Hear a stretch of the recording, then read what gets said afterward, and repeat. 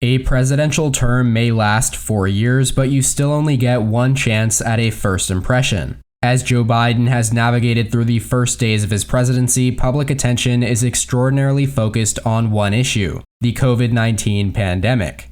Even from this early date, it is clear that the Biden administration's response to the pandemic will be a major component of their legacy. Which begs the question, does a new White House's first days typically provide an accurate portrait of their entire term? To answer that, I took a look back at the last 7 presidencies and the events of their first days. Additionally, I examined their first approval ratings and the overall trend throughout their first year. Now, many presidents pledge to shake up Washington, but few actually succeed to the degree that Jimmy Carter did. The Georgian took great pride in disregarding convention and did so just minutes into his presidency. President Carter and First Lady Rosalind Carter walked about 1.5 miles from the Capitol to the White House during the inaugural parade, and this down-home attitude also led him to cancel chauffeur service for the White House staff. However, most of the early coverage of his presidency was dominated by a move that Carter made on his first full day in office. His decision to pardon those who evaded the draft during the Vietnam War managed to outrage both veterans organizations and anti-war groups. Yet, all these maverick moves were not without consequence, as the leaders of Washington stood up to Carter's arrogant independence. This became evident in the very first week when Senate Majority Leader Robert Byrd publicly complained that Carter was leaving him out of the loop. These very tensions would eventually consume Carter's administration, but they were held at bay throughout his presidential honeymoon period. In fact, Carter's approval rating started out at 66% and even managed to improve up to 75% in the spring. But by the fall, though, he was back down in the 50s.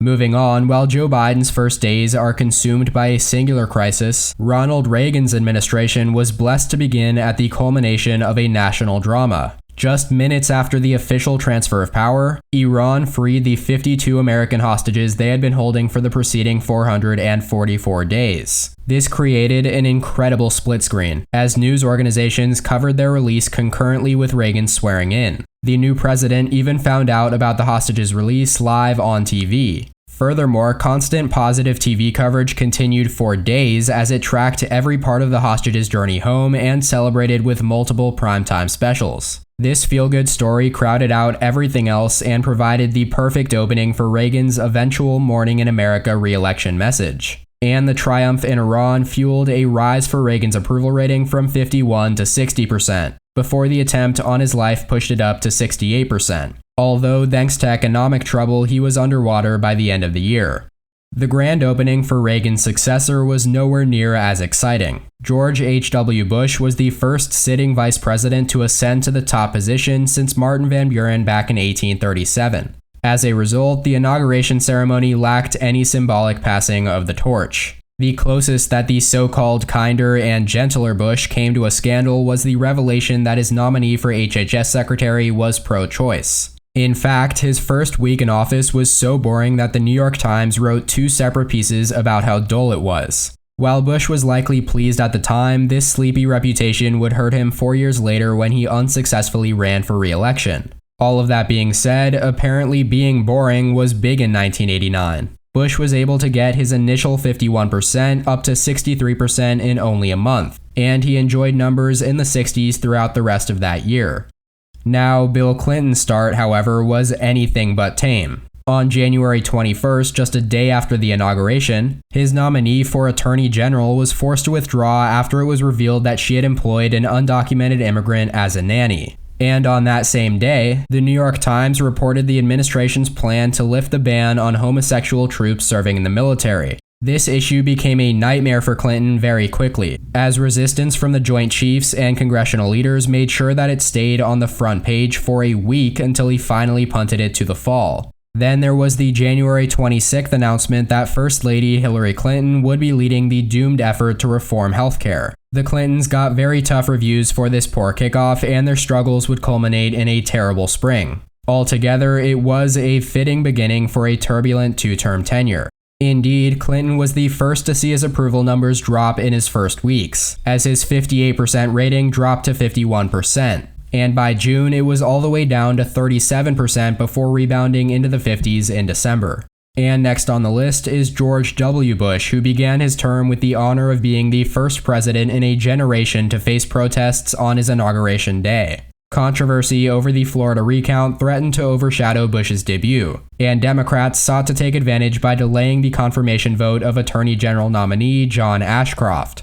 But despite these unfavorable circumstances, Bush was bailed out by some final Clinton controversies. The pardon of Mark Reich was widely condemned, as were some of the pranks that the outgoing staff played on the new Bush team. By the end of January, Bush was being showered with acclaim. And only when the spotlight was truly trained on the Bush White House would that luck run out. The new president's honeymoon period was therefore subdued, although he did improve from 57% to 63%. And his numbers would stay in that range until the 9/11 terrorist attacks, which skyrocketed his approval all the way up to 90%. Like Joe Biden, Barack Obama assumed the presidency in the midst of a crisis. The Great Recession was the unanimous top issue throughout the nation, and President Obama's first act was an economic stimulus bill. In his memoir, Obama described learning that the House GOP told the press that they would not be supporting the stimulus bill just hours before he traveled to the Capitol to pitch them the plan. A few days later, the legislation passed the House without a single Republican voting in favor. Meanwhile, the new president was also dealing with a problem familiar to his Democratic predecessor, as controversy engulfed his nominee for Treasury Secretary. And while Tim Geithner survived, similar troubles would torpedo HHS hopeful Tom Dashley. However, President Obama's forthright response to his cabinet troubles showed that he had learned from Clinton's mistakes, and the episode did not end up hurting his popularity. The showdown with Congress, on the other hand, was just the first of many partisan battles to come. Although perhaps thanks to the historic nature of his presidency, Barack Obama began with a very strong 67% rating. His numbers also stayed in the 60s until debate over healthcare reform in the summer sent them down to around 50%.